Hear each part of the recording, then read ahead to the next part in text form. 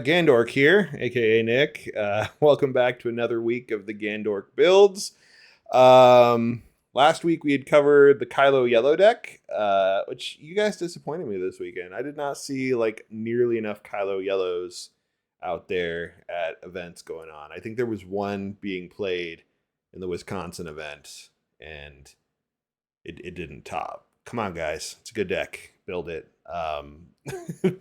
I have a feeling it can spike a top 8 somewhere. Let's do it. Just dodge all the Kiras. It's fine. Dodge them all. But yeah, this week we're gonna be back with another set 2 leader build. Leader that everyone's overlooking, probably deservedly so. But I still think he's got a few tricks up his sleeve. He's got some things he can do. I think he has a deck you can build around him. I am talking about Finn. For all my Suikul lovers out there. So without any further ado, we're going to jump into building a Finn command deck. Because of course, he's former Stormtrooper. He's going to be in command. Let's get over to the SWUDB deck builder.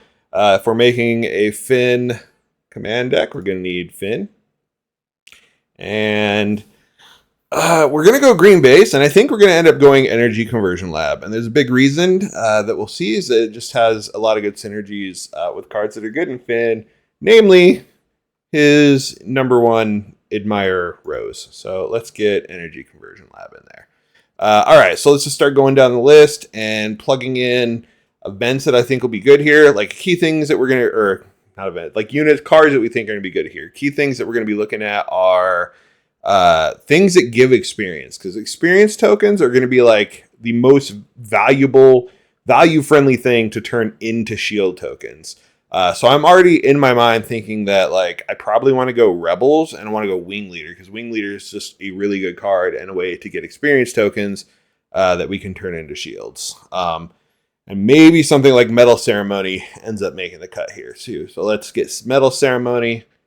Let's go down the list. I don't think we have the ways to protect Bale. He's not really going to be doing what we want to do.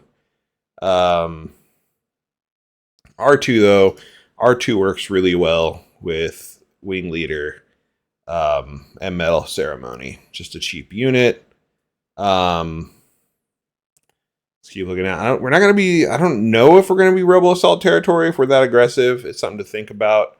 But let's just look at like Rebels first. Like Awkward Thing and Blue Green. I think we're gonna stuck having to run Alliance X-Wing. Of course, Battlefield Marine's gonna be here. I don't like the value of C3PO. What else we got that are Rebels?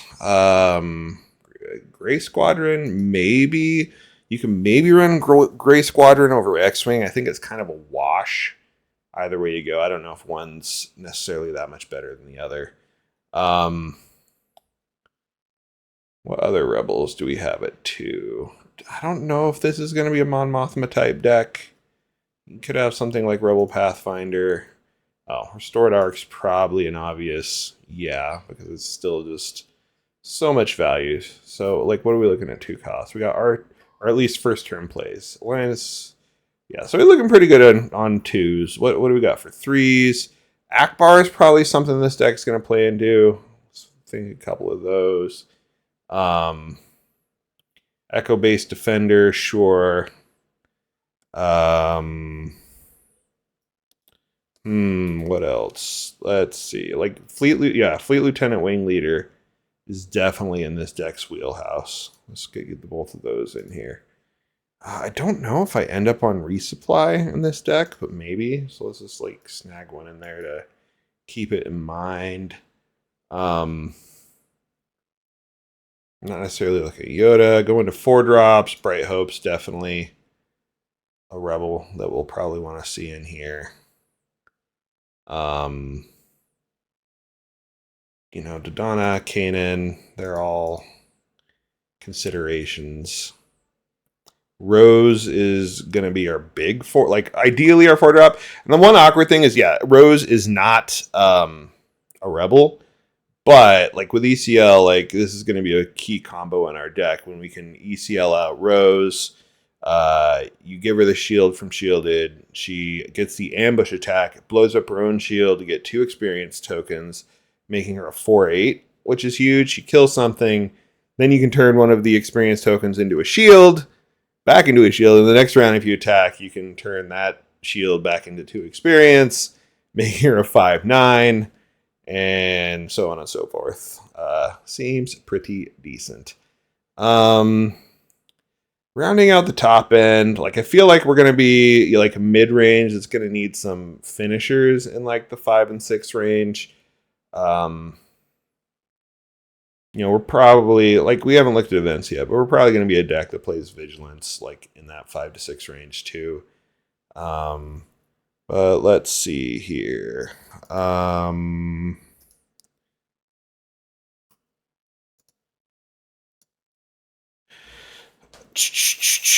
Probably like ECL. I'm looking for good ECL targets. I think General Raiken from this set is a good ECL target who can also give himself an experience when you ECL him, which is interesting. I probably will experiment with him because he's new.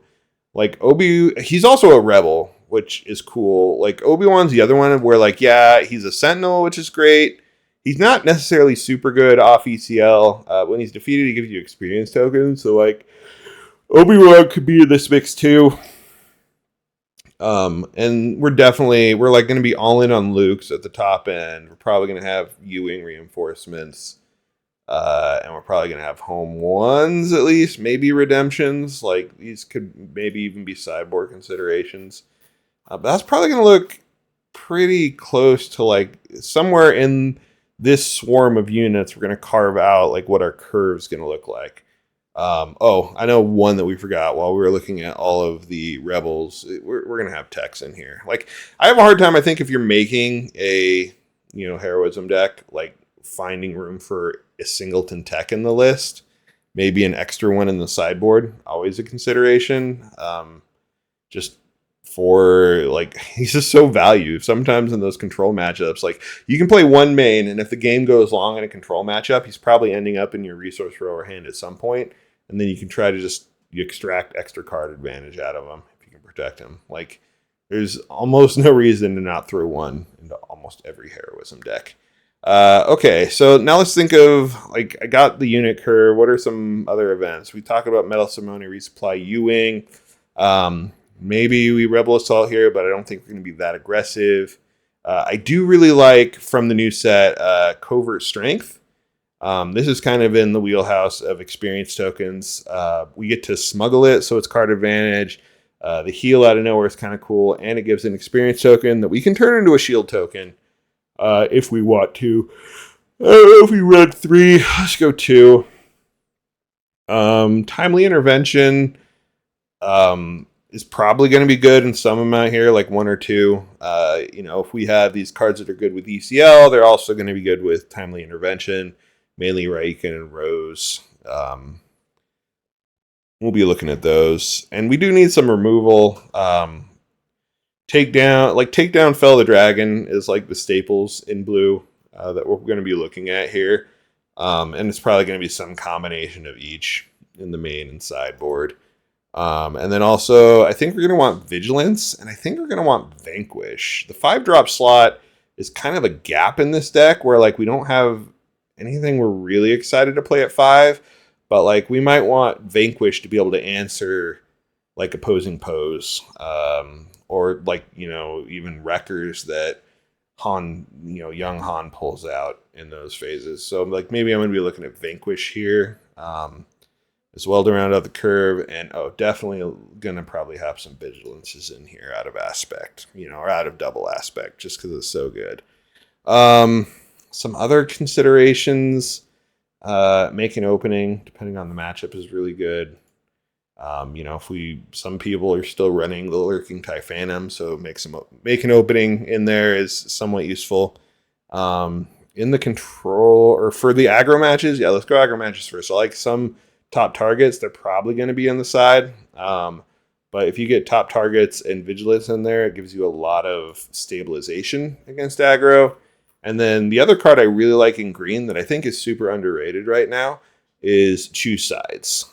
People caught on, like Change of Heart was really good at 6 for like grabbing, like they played an Avenger. And like a lot of the times like a lot of decks, or especially decks with Ewing, can like choose sides. Like they get the Crate Dragon, and then you choose sides. Yeah, they get to hit something for 7, but now you have the Crate Dragon. Or they play Avenger, maybe they blow up one of your things, and then you choose sides, and you get their Avenger, and they get like, you know, I don't know, your Akbar or something.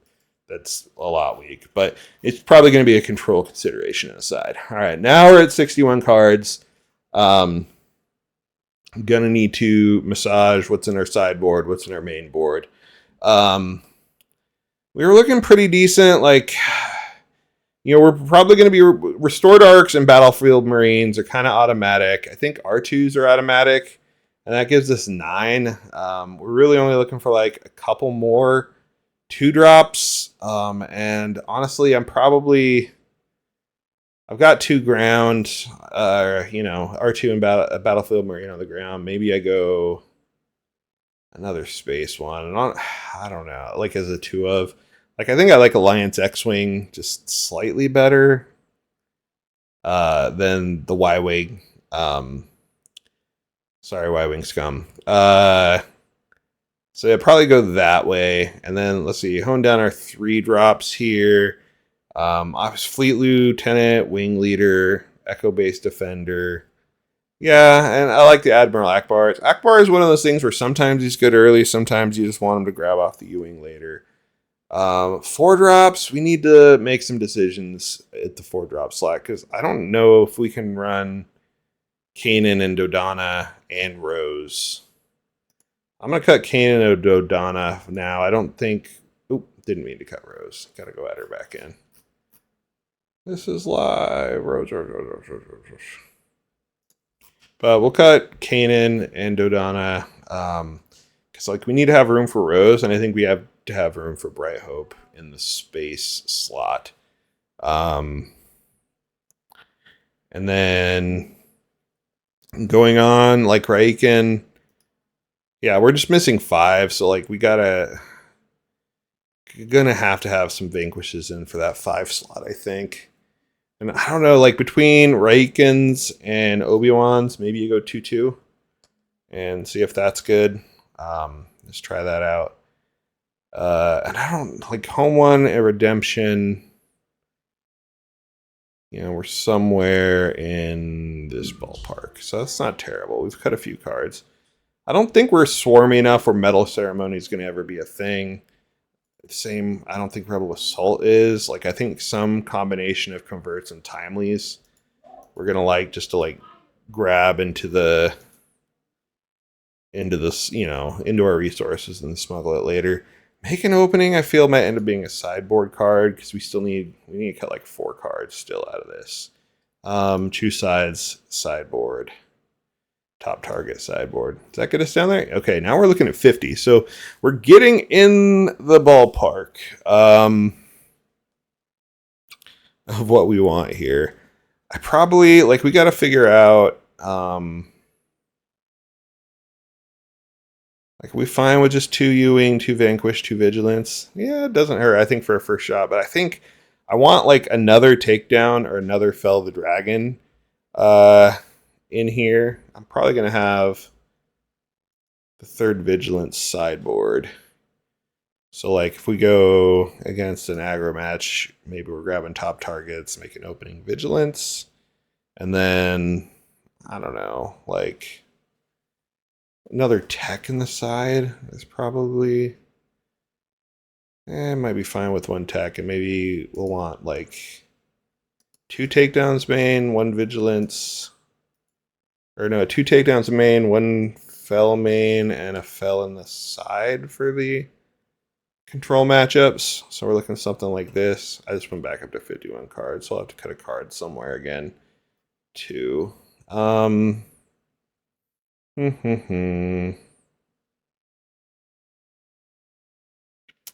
I don't know. What will it be? Maybe I'll move a redemption to the side for certain matchups. It could be a card we play late or early. Depends. All right, I think we've gotten down to something that seems pretty decent. Like, Checking out our round 1 plays, we've got 3, 4, 5, 6, 7, 8, 9, 10, 11. 11 round 1 plays is good between R2, Battlefield, Marine, X-Wing, Restored Arc. Looking at the round 2 plays at 3 costs, we got a couple Akbars, 3 Echo Base Defenders, 3 Fleet Lieutenants, 3 Wing Leaders. That's 3, 6, 9, 10, 11. So solid on curve. Oh, we also have the tech, though he's not really something that we'll probably ever want to run out on 3. Worst case scenario, we can, though. But most of the time, he's going to be see him, resource him, bring him out later when we need like extra card reach. Rose is going to make up our 4, along with Bright Hopes and Space. That's 5 4-drops plus 2 takedowns, 6, 7 4-drops. Fell the Dragon technically too, though. Fell the Dragon's one of those cards that's not always relevant on 4. You know, I just realized we still have the 1 resupply in here. We're gonna cut that. Like, I don't think we're gonna be on ramp. And with that cut, maybe we get the Redemption back main deck, and we try something like bump it to 3 choose sides. Okay, now we're cooking. I don't know. Like, a lot of people like to run the resupply. I don't necessarily know if this deck wants to run the resupply. It probably does. Like, there's probably an argument that stuff should move around to get 3 resupplies in here, but I just am not sure right at this moment what I would cut or if I want to go that game. So anyway, where are we? So we still have we have the 4 Roses, the 2 Bright Hopes, the 2 takedowns, and a Fell for 4 drops. 5 drops is kind of our whole... we have the Vanquishes, a couple of those to fill in. It's not going to feel great. Like, there might be an argument to like rearrange this around getting better 5 drops, or that's something the resupplies could do. If you brought the resupplies in, they jump you past that 5 drop slot. So like maybe it's like drop the Vanquishes, something else for 3 resupplies, because we're just going to jump straight into 6 drops, which feel very strong with Raiken, Kenobi. Both very good cards in this deck for what Finn wants to do, with wanting to turn experience tokens into shields. Raiken there. For other Sentinels, he has the Echo Base Defenders. He has the Bright Hopes. He has the Redemption if it comes out. But yeah, I always like this combo. If you didn't know it, Raiken with Ambush, so either from the ECL or the Timely Intervention, you can play him, pick himself to give him Sentinel, and then do the ambush attack, and then pick himself again to give him experience. So he actually comes in as a 6/8 ambush with that, which is really good, obviously. So yeah, that feels good there. And then, our late game finishers, once we get up to 7, we got a couple U-Wings, couple home ones, and a Redemption. And I think that's fine. Like, there might be an argument for the 3rd U-Wing in here just to, keep dropping big Haymaker units. But I don't know. I feel like this is a very good start for where we're at for now. So let's go ahead and name it. Finn... I don't got a good name. Finn ECL. I'm not feeling creative tonight. That's what we're going to call it. We'll save it. Let's look at the image.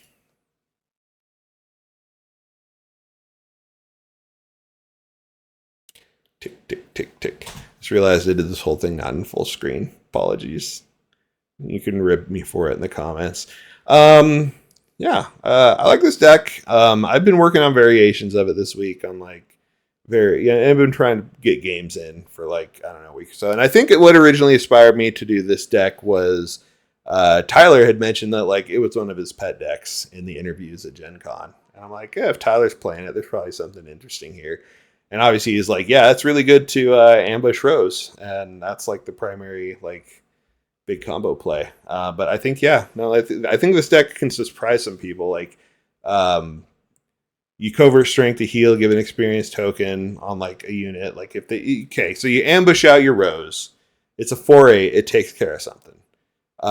You turn something into a shield. You attack something as a 5/8. Then you covert strength to heal 2. Finn again to turn another one of those experience tokens into a shield. Like, I don't know, you can just get this cycle going and keep it going. Some other stuff that, like, other cards I would consider in here is like what is it? Inspiring Mentor. I think it's hard to just find a spot. Like, it feels a little slow maybe, but it is kind of interesting. Like, as just another card that can keep generating experience tokens. And if you Inspiring Mentor on the Finn flip, like, it basically turns them into Luke leader, because on attack you can give an experience and then turn the experience into a shield on any unit. But I think it can't be himself still because Inspiring Mentor. So yeah, it's basically turns him into Luke. You're like, I can upgrade Finn into Luke. Yeah, with that said, go ahead, give this deck a try. I'll probably be playing it in my locals this week and see how it goes for you. Until next time, thanks for watching.